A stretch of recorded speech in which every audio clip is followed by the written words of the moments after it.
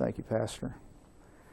It's good to be here and want to thank Brother Cooper. He left. Okay, I won't thank Brother Cooper for all that the church has done. I'm reading basically what I have. It comes from the appendix of the book that's out there on the table, the Dean John Burgon's Defense of the Authorized Version. But in this, man has, from creation, desires fellowship. Remember Adam in the book of Genesis? He named the animals. He found none with whom he could fellowship with, and so God made a woman. And man has always desired, we're made that way, we're made after the image of God, and we desire a fellowship. And as we get further along, we find, trying to bring it up to date, religiously, man has sought fellowship one with another. And we find, especially here in America, formed a fellowship of churches. And over in Australia, we have a fellowship of independent Baptists. But I see it going the same way that I've seen fellowships, organizations, associations of churches have gone here in the United States. And I'm frightened of fellowships, overly organized fellowships. We all need to fellowship one with another, but God gave me the fellowship with my wife, and if that's all I get, that's what I'll take. I don't have to argue too long with her. She's always right. But if I got into a fellowship with some pastors and preachers, there's usually a separation of the ways. And even though it seems like I'm a fighter, I'd rather not fight. I'd rather just get on with the business. But anyway, I was saved under the ministry of the General Association of Regular Baptist Churches up in Iowa. And I was saved, baptized, and met my wife. She was in a Baptist Bible Fellowship church. She had gotten saved. Her parents weren't saved and all. But anyway, I ended up in Springfield. But through that, I ended up going up to Faith Baptist Bible College in Ankeny, Iowa, and attending there. And God was good, and I got some good training, I believe. Then I went and pastored a GRBC church up in Minnesota.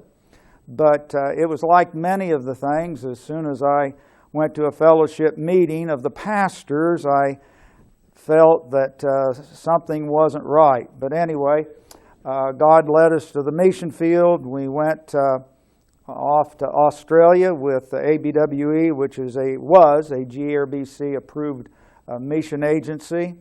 And as I mentioned the other night, our first field council meeting, I told my wife we ought to go home. Something just wasn't right with what was going on. But all the time that I had been in Bible college, Dan was speaking about the ASV. We had one professor at Faith that used the ASV. The rest of them used the King James. However, in Greek class, we used the critical text. I can't remember what edition, 22nd edition, I believe it was. But they never told us that this Greek text doesn't underlie the English text that you all will be preaching from. Now, I probably wouldn't have understood a whole lot about it if they had told me, but they never did tell us that. But during our 14 years with ABWE, most of the missionaries were changing to other versions. One of the missionaries that he changed to the NIV. Now, two missionaries in Bangladesh, that was the field of choice for ABWE at that time. It seemed like that's the one that was our representative or administrator over the field says the squeaky wheel gets the grease. And Bangladesh must have been the squeaky wheel because it was getting the grease. Of course, they had the hospitals, and hospitals seem to bring in the money, don't they? The social way, and I'm not saying they had a social gospel, but presenting the social seems to bring in more money. And if you're a medical doctor And they do give up, I suppose, something to go to the mission field, but they seem to bring in the money for the mission. But two of the missionaries in Bangladesh were heavily involved in translation work. One of them was Dr. Vigga Olsen. Maybe you've heard of Dr. Olsen. And Lynn Silvernail. She translated the booklet By the Word, and in that booklet she praises the work of Eugene Nida and praises his work of dynamic equivalency. Now, it wasn't until about 1986, I believe, I joined the Dean Burgon Society, and I had read the Revision Revised, and that book should set each one who reads it on the right course. I mean, that is, to me, one of the best books that has ever been written by the man who lived contemporarily with those who were doing all the damage that now we're seeing happen in our churches today. Now, Vigga Olsen, Dr. Olsen, he's now retired, and I keep up with some of these men. The internet's good and it is bad, but it does help us keep up with people. He's now living in California, and he's still doing translation work. His most recent labor in translation is, and I quote, a Muslim-friendly English translation of the book of Matthew.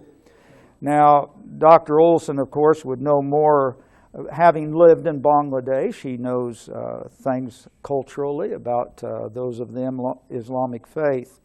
But it's titled The Holy Injil. Is that the way you'd pronounce it, Brother DeVitro? I-N-J-I-L.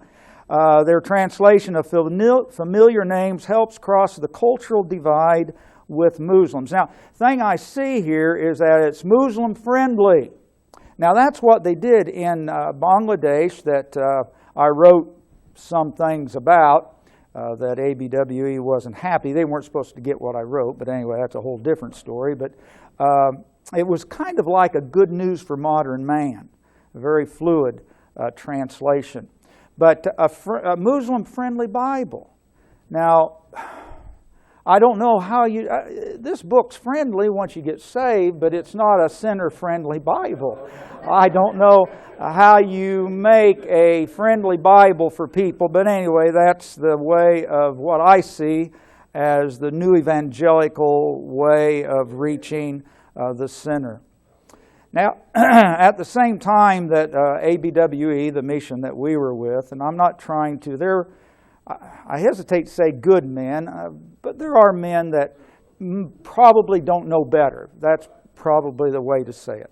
Because there are some men within even though I left it, that I appreciate, and they love the Lord, but they're just not discerning, I guess, in many, many areas. And that's the problem with some fellowships, is that you get a group of men together, and man loves to climb ladders. We love to climb. I like to see my name in print. Do you like to see my name in print?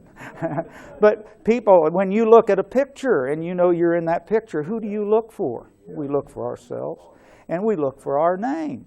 And so I'm not criticizing per se all of them, but I truly believe, and I have put it in print, if a man truly was a fundamentalist, and there again I use that in the strictest sense, that they would pull out of some of these groups. Now, because we like to climb ladders, we miss opportunities. You know, if we're in the corporate world, my oldest son, he works his way up, and my oldest daughter, they're like their mother. She can go in and work her way to the top. I always seem to work my way to the bottom. But they go in there and they can just work their way up. They have the ability just to get in there and go to the top. But that's within men. If I was in the corporate world, I suppose I would want to do that. Who wants to stay on the bottom rung if you can get up to the top if it's not wrong? But in the religious world, I tell you, that climbing the ladder is not the way we ought to go. We ought to be just serving the Lord Jesus. We're called to preach. We're called to minister to people. But anyway, at ABWE, when they were throwing out the King James Bible, many of our supporting churches back here in the States, they were changing versions as well. If you go along with the flow, you know, it's always easier to go down the river than it is to go up. And I'm getting to the age now that I suppose if I'd gone with the flow, I'll guarantee you I wouldn't have been here. You wouldn't have had to put up with me until what time, Pastor? 4:20, okay. If you get done before I do, stay where you're at, all right. But our home sending church at that time was the largest GRBC church in Iowa. At one time it was running 1,500, and we had a pastor who was a ladder climber, and he ended up the national representative of the GRBC. But when he left, he really didn't stand solid on the King James, but anyway, they always used it. And when he left, it wasn't too many pastors later that my wife was home visiting the grandkids and the children, and the pastor was asking people in the pew, what does your version say? Well, how does your version say that? Now, you know what that's the beginning of? It's the beginning of a change. Well, today they use the ESV.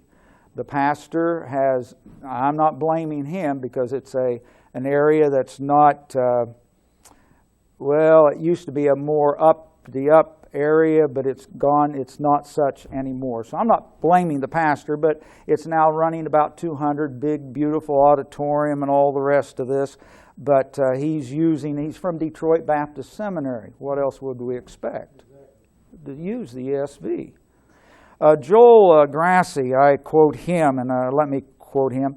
He's written some articles for Dr. Thomas Strauss, if you've read any of Brother Strauss's material. And I quote, "At the present time, it appears that the ESV is being promoted and accepted by popular Christianity and by many within popular fundamentalism. A recent," and he has in quotations, 2005 survey among young fundamentalists found that 14% of those who plan to start a church would do so with the ESV. 2005, can you imagine? With the ESV, a fundamentalist. This is more than 3 times as many as those who would use the New International, and nearly as many as those who would use the New King James Version. This is striking considering that the ESV has only been on the market since 2001. Now, I think it's in this book as well. It's in here anyway. On the General Association of Regular Baptists website, when I was looking for a church, you usually gave the GRBs like the Baptist Bible Fellowship and others, they usually have a representative or someone in the state that puts in your name and and your credentials. Well, now you can go to the GRBC website and they have a job posting. We got jobs now, not ministries, we got jobs. And then it has down here church preferences on Bible version. And the first one, of course, is the ESV. You check which one is the version you like. KJV, KJV only, NAS, NIV, New King James, other various versions. Now, can you imagine a man that belongs to Dean Burgon Society looking for a job in one of these churches? I cannot imagine. You get together. You fellowship one. And there are a few guys still in the GRBC that hold to the King James Bible and the TR. I had a supporting church out in Washington that's changed some, but this pastor holds to the TR and the King James, but he's tied in with Bob Jones.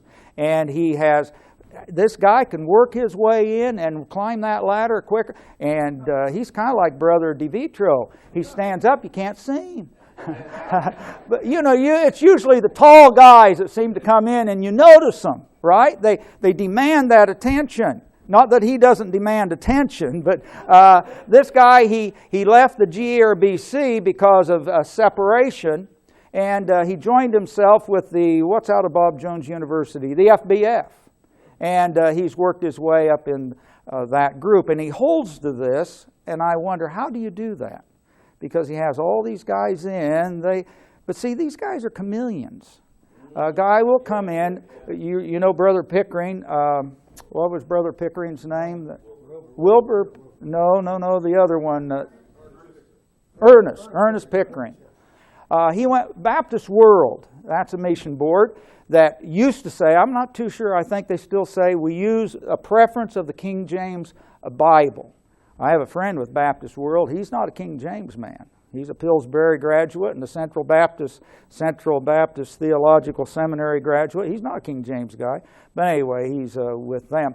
But Brother Pickering went with them. He changed Toledo Baptist there in Toledo, Ohio, Emmanuel Baptist Church, to the NIV. He went out and took a school. Brother Pickering, he wrote some great stuff on separation, but he was an NIV guy. He was a critical text guy. He went out there to the seminary out in Tacoma, Washington, changed it to the NIV, and then they always find a job. That's why it says job posting. If you're one of the boys, you'll always find a job. And my wife says, David, couldn't you be one of the boys? Why is it we lose money rather than finding it? But anyway, she doesn't say that. But notice Brother Pickering, he went with Baptist World. And when I saw that, I thought, now they say one thing, but I not only thought, now Brother Pickering, how does he go there? Secondly, I thought, how does Baptist World? I know now, you just have to be one of the boys. It doesn't matter what you write, you just go along with these things. But anyway, on this GERBC, I'm throwing this in, okay? This is free, but you can read it later. Dress style for the services comes in here too. You check that. What kind of dress do you want? How do you want the people to come to church? Now, I'm not saying that everybody has to dress like I dress, okay? In Australia, my son comes not in short shorts, but shorts down around there. That's Australian. I don't get on. He wears a nice shirt and all. Now, I don't always take a coat. And I just have a shirt and a tie.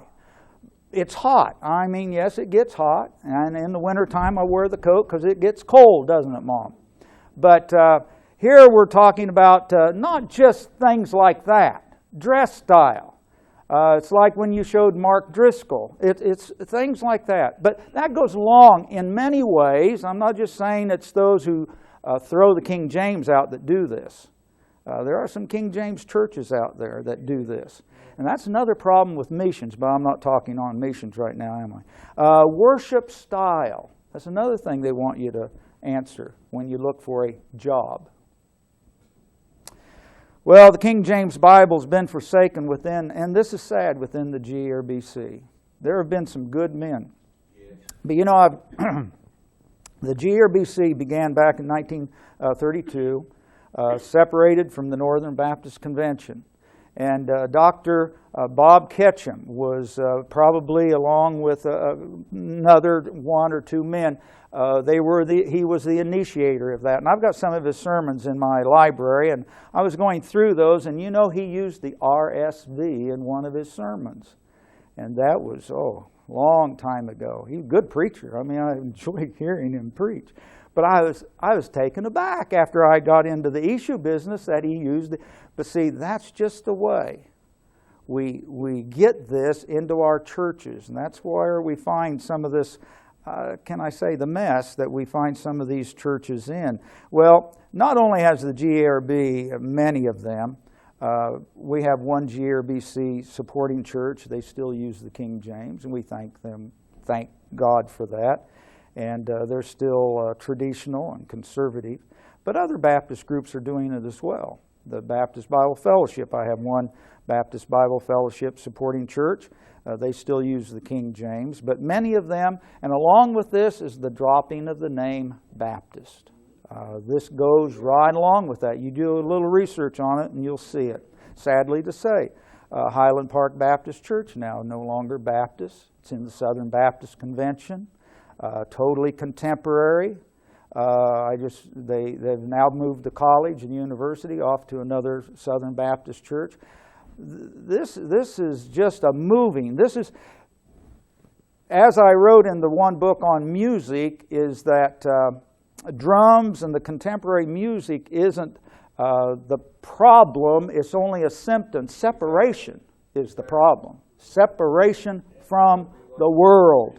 And that's why some of them are dropping the King James Bible, is because they're not separated from the world.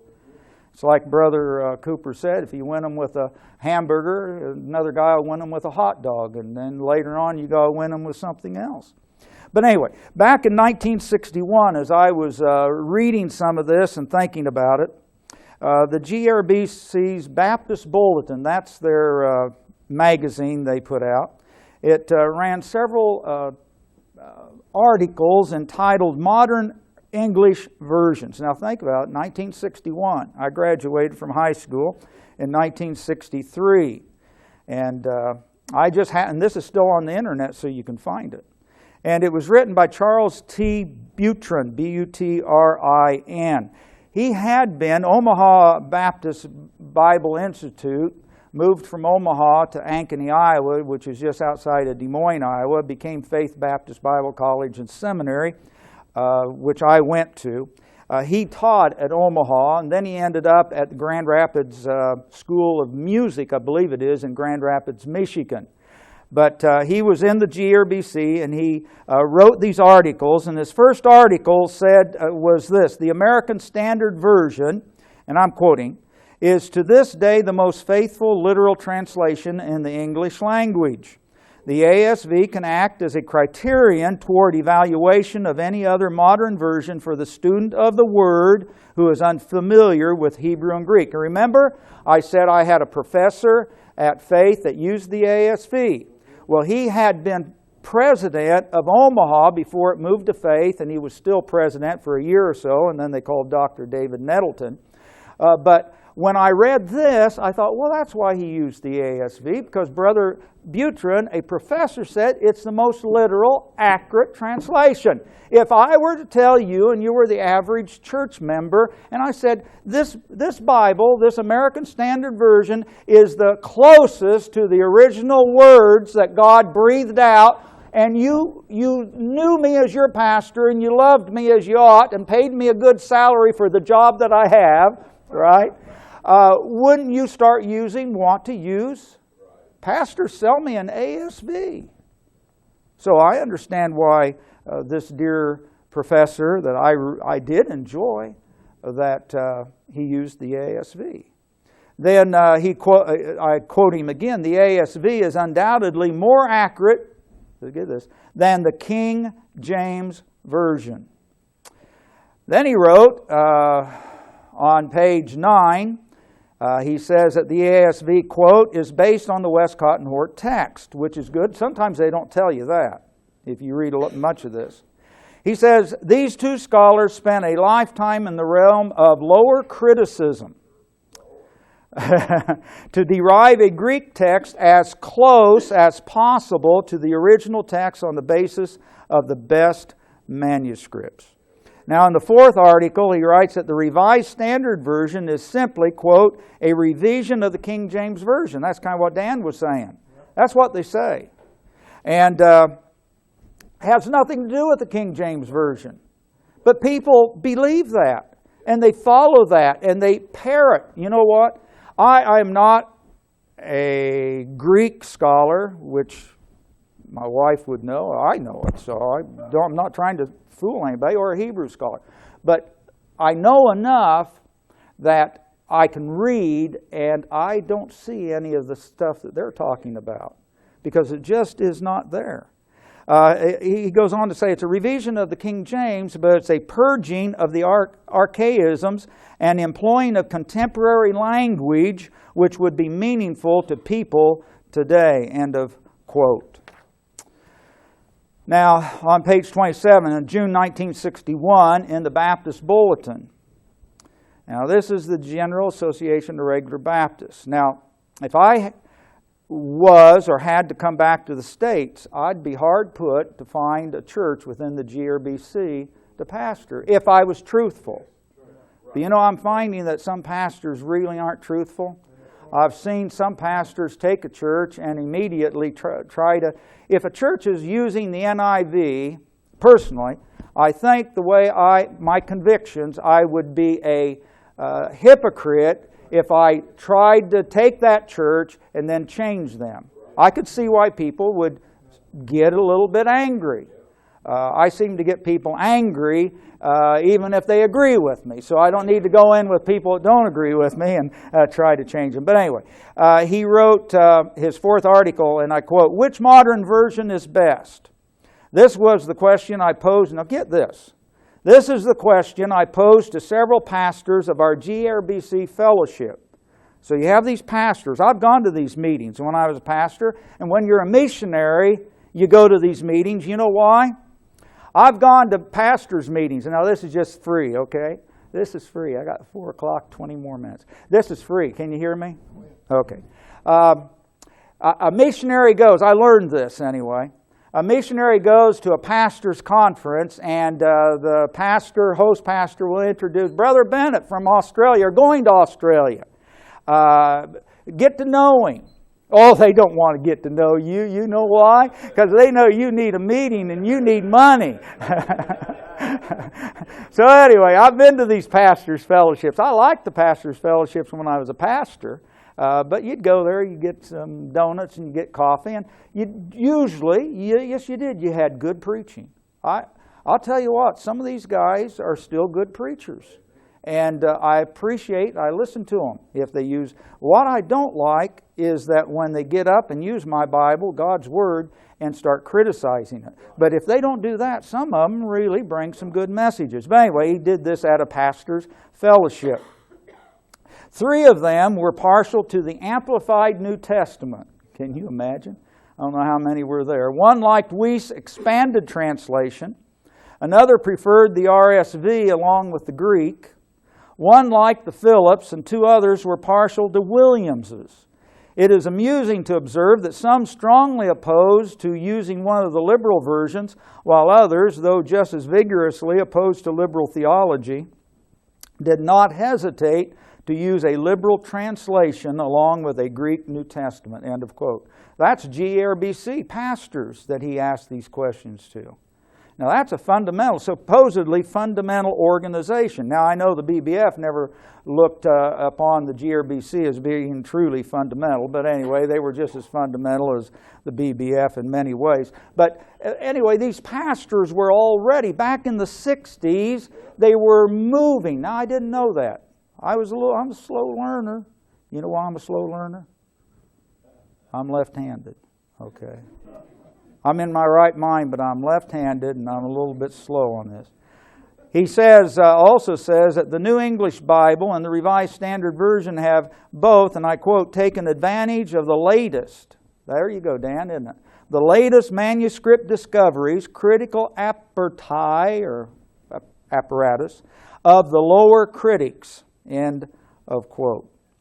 So how did the GRBC, churches, and how did the mission agencies come to the place where the King James Bible is openly, without any apology? How has some of these other schools, Maranatha, Northland, these schools, Bob Jones University, how have these schools come to this position? It's because of the professors. How did the professors come to this position? Because of their professors. We are students. And when we sit under one that we believe he is our teacher, he's leading me the way I should go, we listen. Now, I don't know what happens. These men go to school, they don't seem to ask questions for some reason as to why and what is going on. But it just happens. It didn't happen overnight.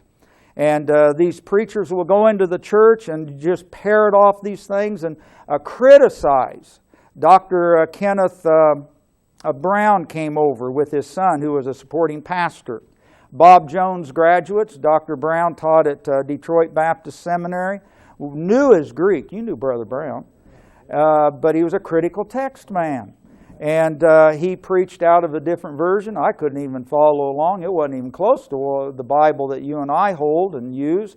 But anyway, he came over. And this is what a missionary uses. This is what a missionary does sometimes. You say, well, brother, you shouldn't have allowed him to preach. Well, that's easy for you to say. But here you have a supporting pastor come over with his father, who is an intelligent man. Loved the Lord. He's passed away now. Did you know Brother Kenneth Brown? Brother Boys? But very intelligent. He knew his Greek. He knew how to read it and talk it and the rest of that. But he was wrong. But because of that, you now have my first home sending church that is totally ESV, because Kenneth Brown would have taught them, that pastor, what he believes about the Bible. Now, John William Burgon, which, do we have the revision revised out there? Yes. You need to buy if you don't have it. It's a thick book, but it's well worth reading. He saw the ultimate abandonment of the Textus Receptus and of the Authorized Version if the German rationalists, I remember Gary Lamore always getting onto the Germans. I liked it when Gary jumped up and down about the Germans. German rationalists were to be followed. He wrote in a footnote, Brother Burgon wrote in a footnote, he was an Anglican. But can you imagine being in a meeting with Brother Burgon? Intellect. In a footnote in the Revision Revised, he wrote, quote, "Men must begin by unlearning." You know, there's a lot of things we need to unlearn. The German prejudices of the last 50 years. And some of our brethren out there need to unlearn. Now, I need to unlearn some things, I suppose, down that I've been taught. I read things, and I sit and I listen to others, and I have changed in some areas. And I've unlearned some things and learned other things. But the dean went on to say that the new Greek text of Westcott and Hort was, quote, "built upon a fallacy which since 1831 has been dominant in Germany." End of quote. John Burgon saw that the Westcott and Hort's New Greek text was a composition, quote, "of those wretched," I like the way he writes.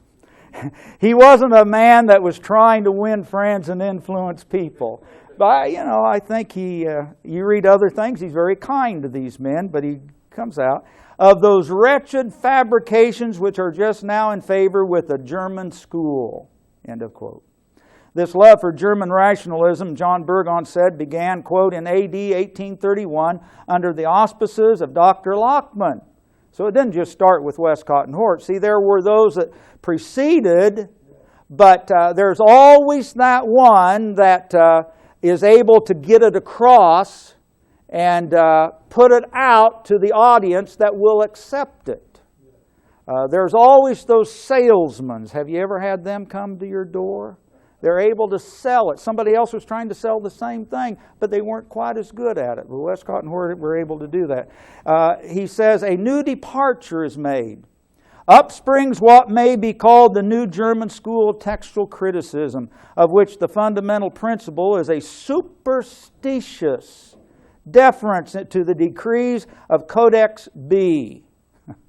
And end of quote. And then he goes on to say, quote, "the heresy prevails for 50 years and obtains many adherents." And it's gaining. It's still gaining. Yes, we may have won. Wake up, brother. He's not going to wake up. But we may be winning, but they're still gaining some adherents.